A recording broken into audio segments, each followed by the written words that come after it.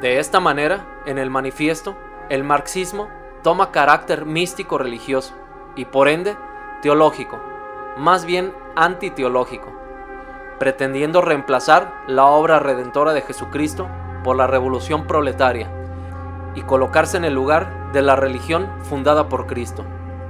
No hay, pues, nada de extraño en que el Papa Pío XI, en la encíclica Divini Redemptoris de 1937, llama al comunismo marxista intrínsecamente perverso, denunciando que el marxismo se presenta como una idea de falsa redención. En ese inútil afán por destruir todo orden establecido, debido a su carácter burgués o clerical, se terminan imponiendo otros cánones morales, otras estructuras que se instalan a la fuerza por medio del Estado, el cual se ha fusionado con el partido político en turno que se jacta de representar esa dictadura del proletariado y los verdaderos ideales de la revolución. También es necesario recordar que el planteamiento de la teología de la liberación del manifiesto comunista, es decir, la secularización del mismo concepto de la redención, para el himno de la Internacional fundada en 1864, con la letra del francés Eugène Pottier en 1871, en la siguiente estrofa blasfema: ni dioses, ni reyes, ni tribunos, está el Supremo Salvador. Nosotros mismos realicemos el esfuerzo redentor. Se escucha por parte de algunos incautos que lo que estorba el desarrollo del ser humano son todas las estructuras o instituciones que sirven para impartir la ley y el orden, o prescribir una moral en concreto, como por ejemplo el Estado y la Iglesia. Pero lo que olvidan es que estas instituciones son resultado de un largo proceso, que tuvo su principio en el ser humano, no en algunos duendes provenientes de Júpiter. Cuando se dice que solo bastaría que la Iglesia Católica dejara de existir para que la vida del ser humano finalmente alcance su plena libertad, les recuerdo que regímenes de orden secular y anticlerical se han establecido antes, y los resultados no fueron precisamente los mejores. Tenemos dos ejemplos de totalitarismo para demostrar esto. Por un lado, al nacionalsocialismo, cuyo fin era la supremacía de la raza aria, divorciándose así del catolicismo, que sostiene la igualdad de todos los hombres ante los ojos de Dios, derivando de esto el concepto de dignidad e igualdad ante la ley. Cuando uno lee Mi lucha de Adolf Hitler, se convence de que este mamarracho o nunca leyó el Evangelio o lo interpretó de modo conveniente para ajustarla a su nefasta ideología racista.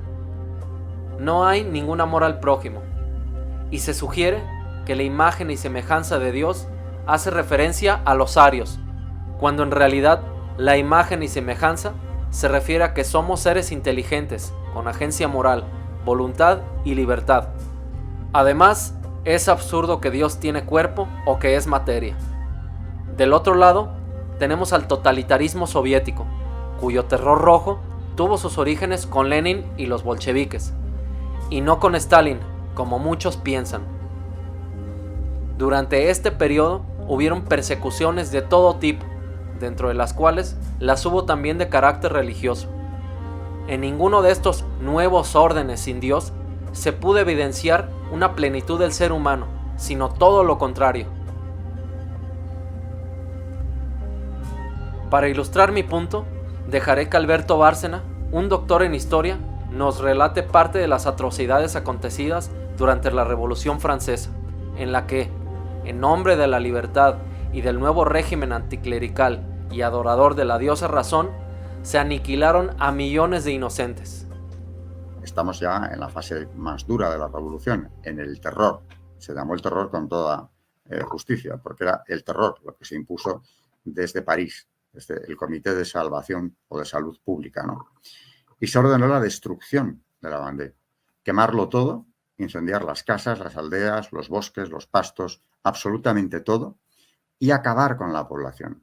Estos son los ahogamientos del Loira, me parece. Por ejemplo, en la película se ve, hay una referencia a los ahogamientos que ellos llamaban las deportaciones verticales, porque aquí el sentido del humor no les falló nunca. Quiero decir, en el gobierno de París que cometía estas atrocidades, deportaciones verticales porque en vez de deportarlos fuera del territorio francés o vandeano, los deportaban hacia abajo, es decir, en el agua, y convirtieron al Loira en lo que llamaron también ellos la bañera nacional. El primer experimento lo llevaron a cabo con sacerdotes exclusivamente, atados, los embarcaban en barcazas que previamente habían sido desfondadas, los empujaban hacia el centro del río y se ahogaban.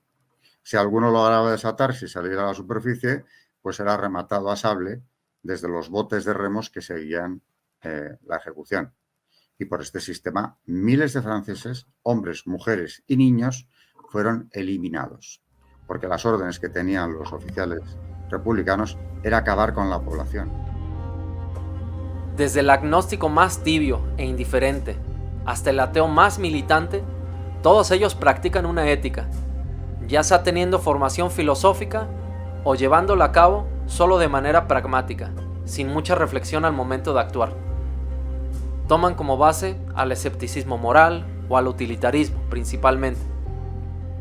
No le dan un valor absoluto a Dios ni a la vida del ser humano un carácter sagrado, pero sí le atribuyen estas cualidades a la ideología del partido político, al marxismo, al comunismo, al cientificismo, al naturalismo asqueroso hitleriano, o directamente ven el absoluto en un líder político y por lo tanto terminan vertiendo toda su fe en estas cosas.